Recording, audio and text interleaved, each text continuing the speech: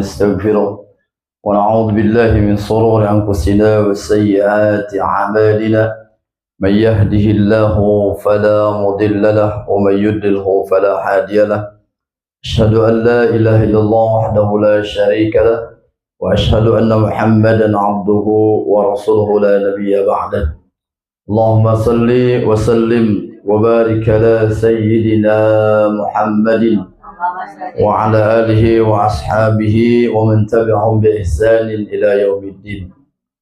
وقد قال الله تعالى في القرآن العظيم أعوذ بالله من الشيطان الرجيم شهر رمضان الذي أنزل فيه القرآن هدى للناس وبينات من الهدى والفرقان. وقال النبي صلى الله عليه وسلم اقرأوا القرآن فإنه يأتي يوم القيامة شفيعا لأصحابه.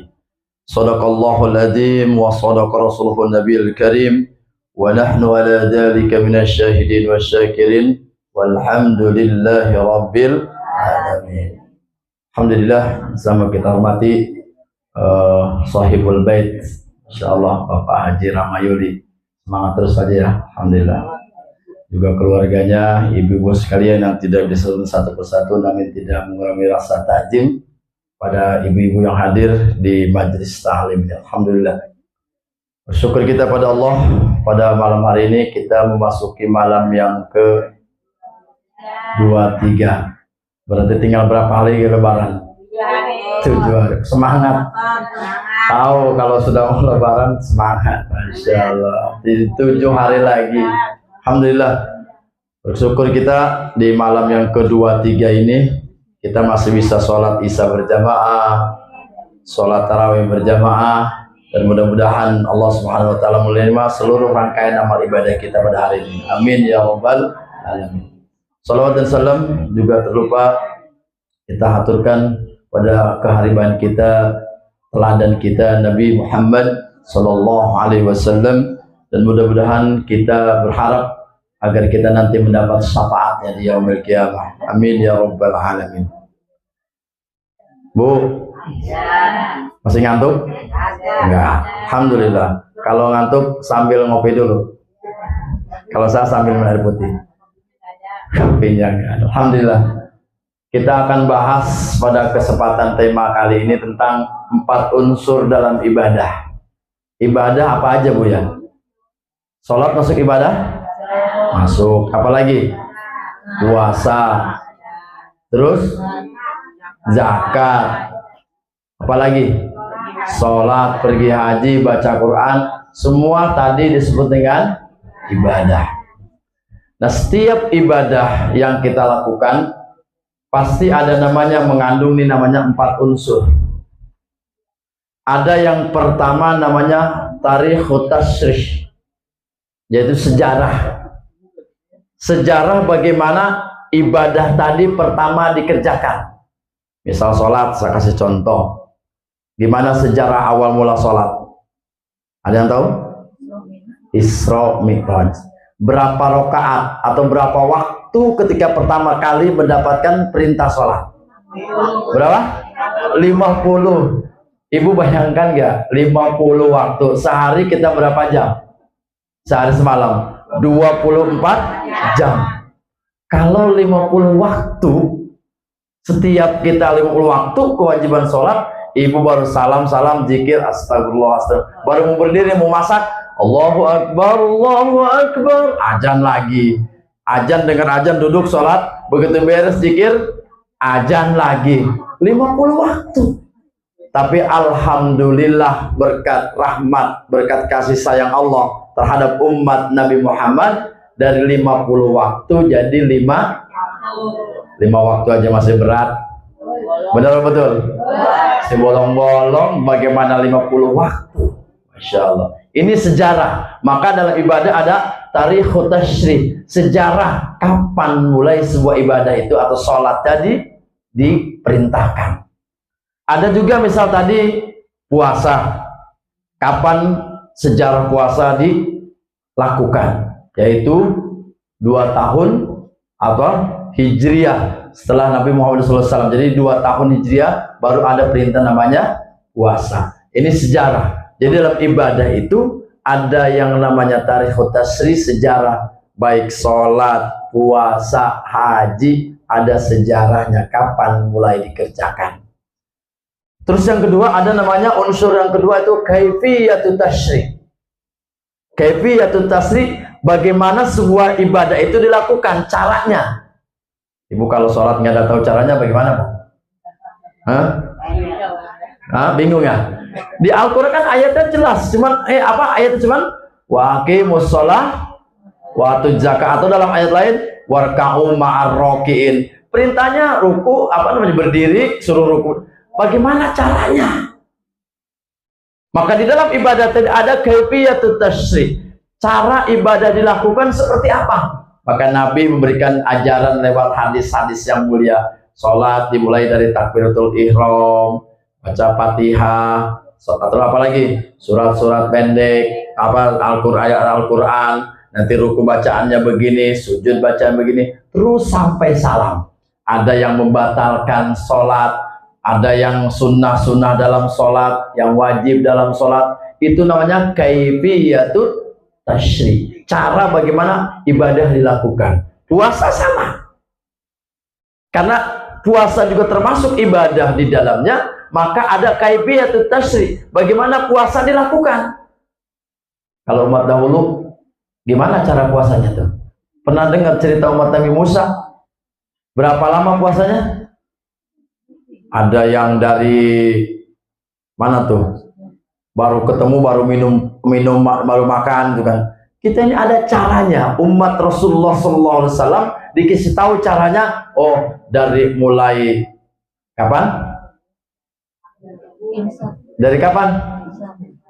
Mulai subuh terbit fajar sampai terbenamnya matahari. Nah, itu aturannya, kaifiyat. Cara bagaimana puasa dilakukan dari terbit fajar sampai terbenam matahari. Itu namanya kaifiyat. Kaifiyatut tasyrih. Yang ketiga, ada unsur ketiga, ada namanya maqasidus syariah. Ada tujuan. Kalau nggak ada tujuan, ibu kesini tujuan mau ngapain? Taraweh. Selain taraweh mau ngapain lagi? Pengajian. Ada tujuan mau ngapain? Maka dalam ibadah ada maqasidus syariah. Ada tujuan mau ngapain sih kita ibadah? Ada yang tahu tujuan ibadah? Cari ridho Allah. Atau dalam jelas dalam surat Al-Jariyat itu gimana? Dalam surat Al-Jariyat, wa ma khalaqtul jinna wal ins illa liya'budun.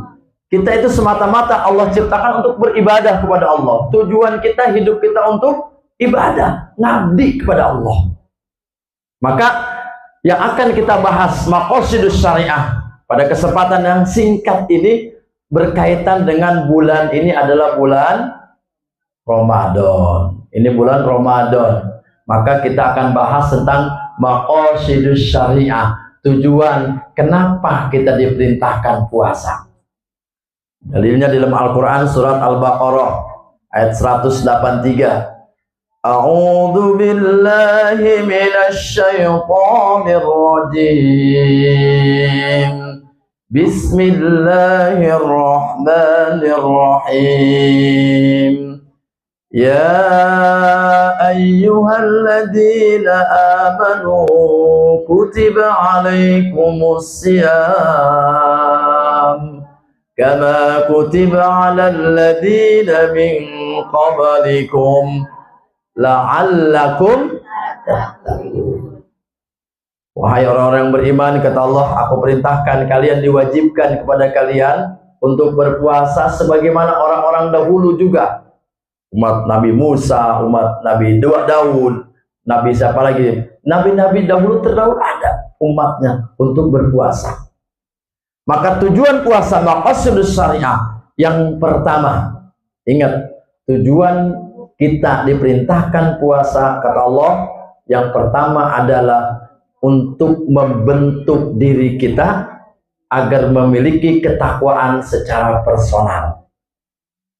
Jadi takwa apa? Puasa diperintahkan kepada kita agar memiliki ketakwaan secara personal. bukan rame-rame. Kenapa harus personal? Kalau sholat kan rame-rame kelihatan, benar gak? Haji rame-rame kelihatan. Apalagi yang kelihatan ibadah rame-rame? Hah? Sholat tarawih rame-rame. Tapi kalau puasa, puasa itu ibadah yang syariah, ibadah yang rahasia. Ibu tahu gak bapaknya puasa di rumah? Jangan-jangan di rumah mas sahur, nyampe ke tengah jalan ngopi. Ada kan lagunya? Ada lagunya ya? Lagu siapa itu? Batur sahur milu sahur, batur puasa tiberang batur. Apa tuh? Lagu Dul Sumang ya. Tip maneh na jajan samangka. Jadi begitu, artinya puasa itu syariah. Hanya kita dengan Allah yang tahu. Karena itu puasa tujuannya agar terbentuk pribadi kita memiliki ketakwaan secara personal, secara pribadi. Maka dimanapun kita, jadi ibu rumah tangga bertakwa secara pribadi. Kita mau jadi pedagang, berdagang takwa secara personal. Kalau takwa rame-rame kan susah dilihat kalau dagang, bener gak? Dia ada timbangan, orang lain ada yang tahu nggak? Kita mau nyuruhin timbangan, ada yang tahu? Nggak ada yang tahu.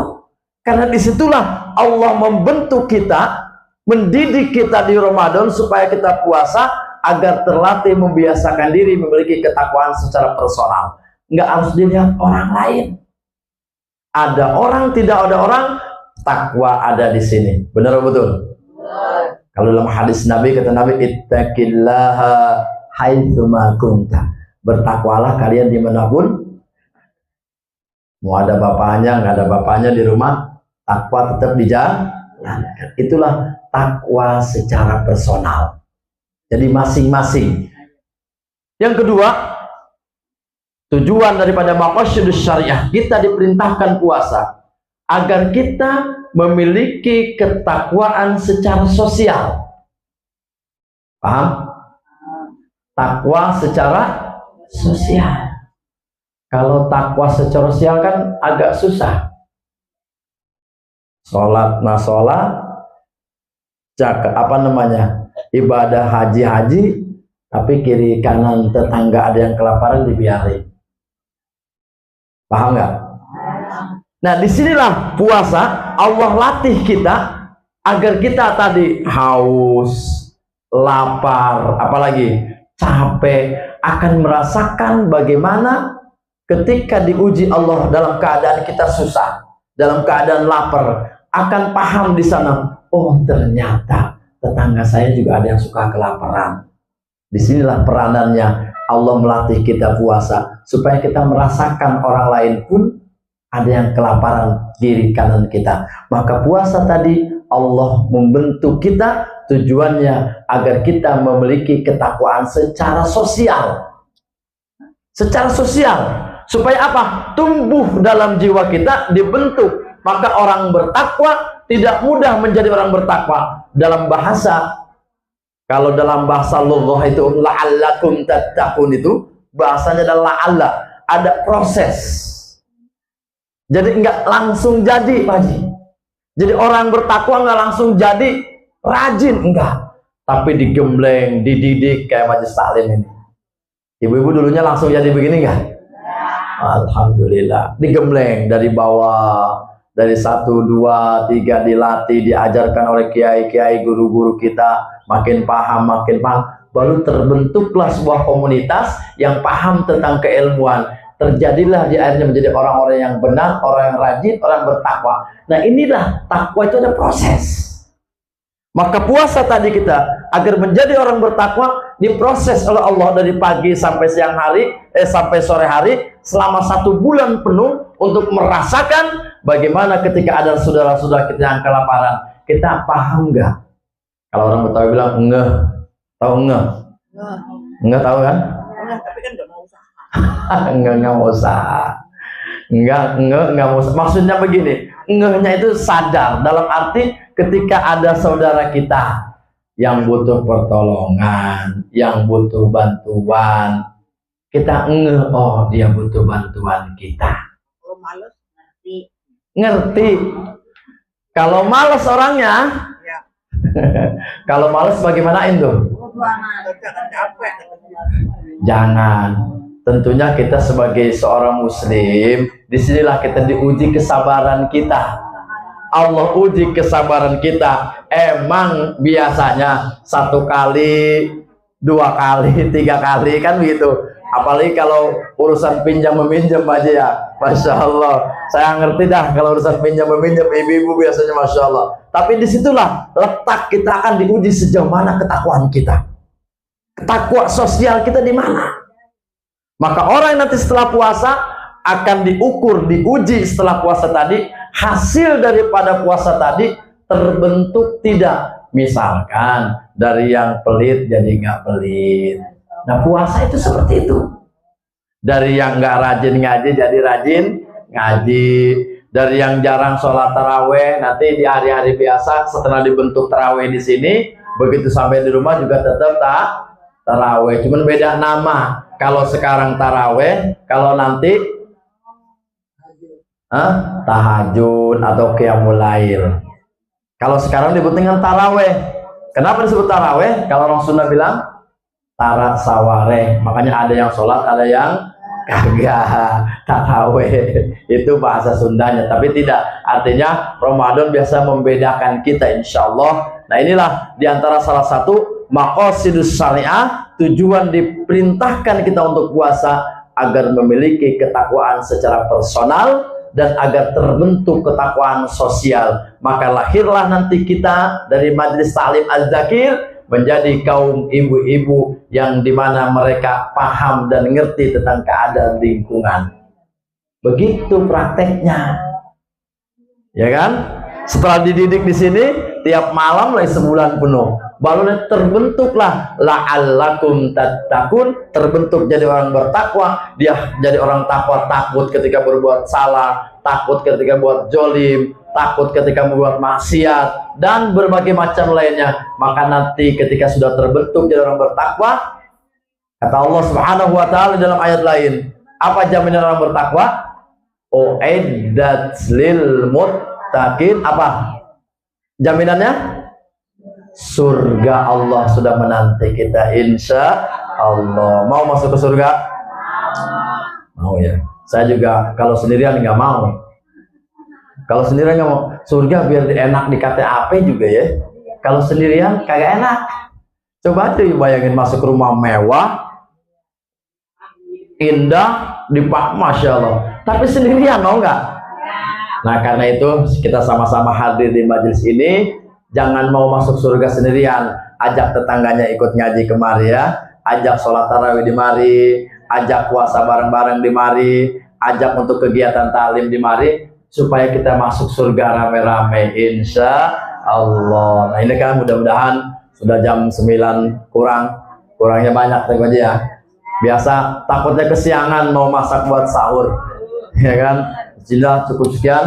Mudah-mudahan dari apa tadi yang sudah saya sampaikan, intinya dari 4 unsur tadi, bagaimana kita bisa memahami tentang cara ibadah, bagaimana kita tahu tentang sejarah ibadah, dan yang terpenting adalah bagaimana kita tahu maksud dan tujuan ibadah kita lakukan agar kita bisa menjadi hamba-hamba yang bertakwa kepada Allah Tabarakallahu Ta'ala, insya Allah. Demikian apa saya yang sampaikan, kurang lebihnya mohon maaf. Barangkali mungkin ada, silakan